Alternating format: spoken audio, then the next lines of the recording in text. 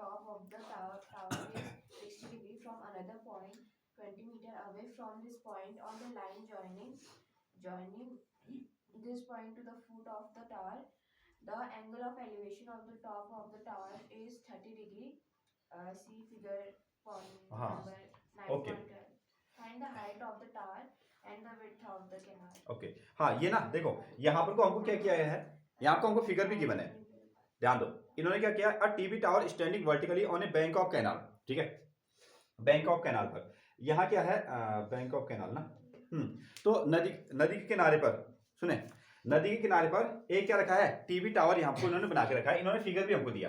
तो ए भी क्या है, ये टीबी का टावर है, ठीक है, ये टीबी का टावर है। Again from a point on the other side, देखो बीच में क्या है, नदी है, यहाँ देखिएगा। हाँ ये आपको ऐसी सिचुएशन बन रही है, ये हमारे पास में एक कैनाल है, या ये जो है आपका, ये क्या होगी, नदी होगी, जैसा आप इसको कह सकते हो, कैनाल है, ये नदी है, ये पोर्शन पर ऐसा बन रहा है। आप नदी के इस ओर, आप नदी के इस पार में हो, ठीक है।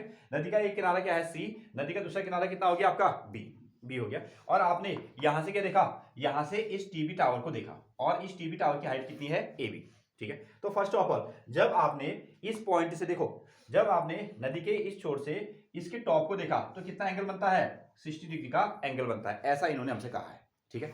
अब हमने क्या किया, ये नदी का दूसरा किनारा है, आप पीछे की ओर रहे थे ना, पीछे की ओर रहे थे, अब हम पीछे की ओर चले गए, ठीक है। यहां से हम सी से कहां पहुंच गए, डी पर पहुंचे, और फिर से हमने इधर देखा, फिर से हमने ए पॉइंट पर देखा, तो एंगल कितना बना, 30 डिग्री।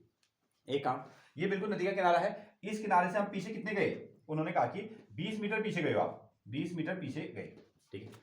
बीच में होगी आपकी कैनाल या नदी या रिवर जो भी है, यहां एक पोल रखा है, और इस किनारे पे आप खड़े हो, आपने इसके टॉप में देखा, तो एंगल ऑफ एलिवेशन कितना हो गया, 60, ठीक है। फिर आप पीछे चलते गए, जैसे आप खेलते हुए पीछे की ओर गए 20 मीटर, फिर से आपने इसको देखा, तो एंगल कितना चेंज हो गया आपका, 30 डिग्री चेंज हो गया, 30 में आ गया। तो find the height of the tower and the width of the canal.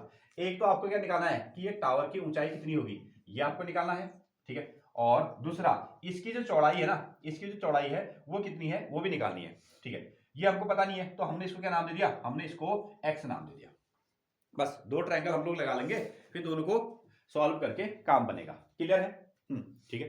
तो यहां आपको bank of canal, bank of canal ना, नदी का जो किनारा है, तो ये क्या है, तो बैंक ऑफ कैनाल ये हो गया आपका सी बी, दैट इज, या विड्थ कह सकते हो इसको आप, कैनाल की विड्थ है, एक्चुअली विड्थ है ना, किनारा तो उधर पे आ गया, इसको हम लोग क्या कहेंगे, विद, इसको हम कहते हैं with of canal, with of canal. ये जो कैनाल की चौड़ाई है, जिसको हमने नाम दिया है सी डी, और उसकी चौड़ाई कितनी होगी, एक्स, उसकी चौड़ाई होगी एक्स, ठीक है। हाइट ऑफ टावर, दूसरी चीज क्या है, हाइट ऑफ टावर, टावर की जो हाइट है दैट इज ए बी, इसको हमने नाम क्या दे दिया है, एच नाम दे दिया, एच नाम दे दिया। एंगल ऑफ एलिवेशन आपको दिख रहे हैं, और यहां पे आपको इसको भी बता दिया कि जो डीसी की लेंथ है वो कितनी होगी आपके पास में, 20 मीटर होगी, ठीक। तो 2 ट्रायंगल हम लोग ले लेंगे, एक छोटा ट्रायंगल ले लो, पहला ट्रायंगल ए बी सी में हम लोग काम कर रहे हैं, इसमें हमने बना दिया है कितना,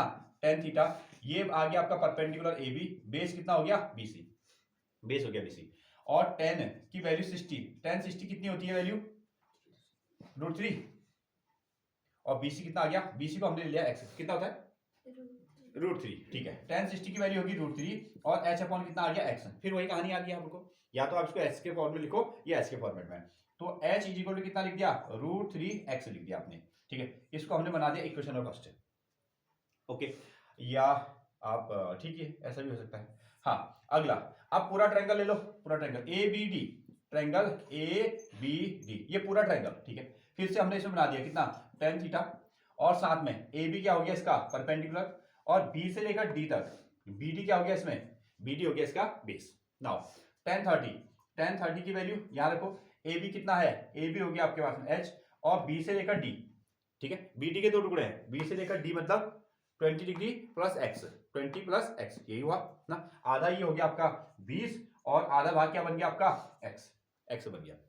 नाउ tan 30 की वैल्यू कितनी होती है, 1/√3, और h अपॉन कितना आ गया, 20 प्लस एक्स आ गया ना। हाँ इसको हम लोग क्रॉस कर लेते हैं, ये लगा गया, हाँ इसको क्रॉस कर लो, तो h इज इक्वल टू कितना आ जाएगा, देखो h इज इक्वल टू, इसको इधर ले आओ, इसको इधर लाओगे तो कितना आएगा, 20 प्लस एक्स अपॉन √3, अपॉन कितना आया √3।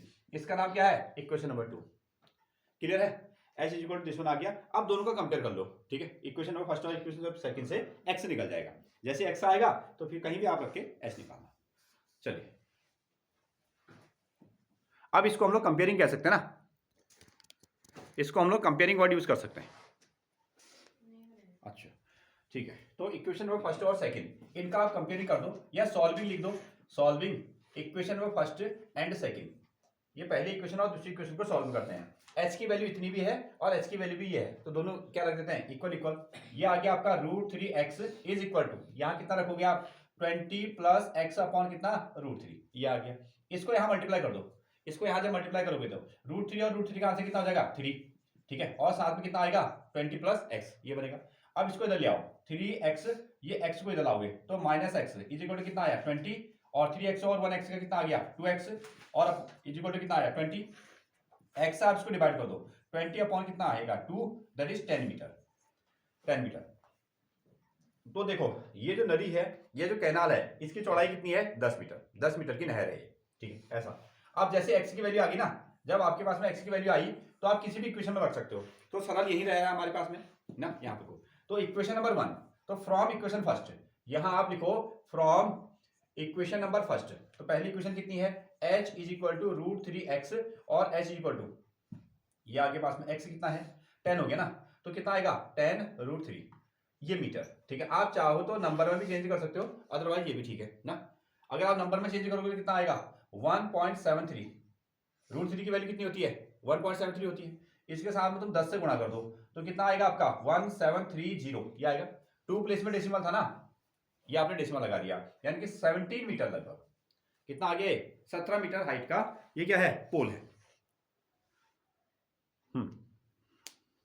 नोट कीजिए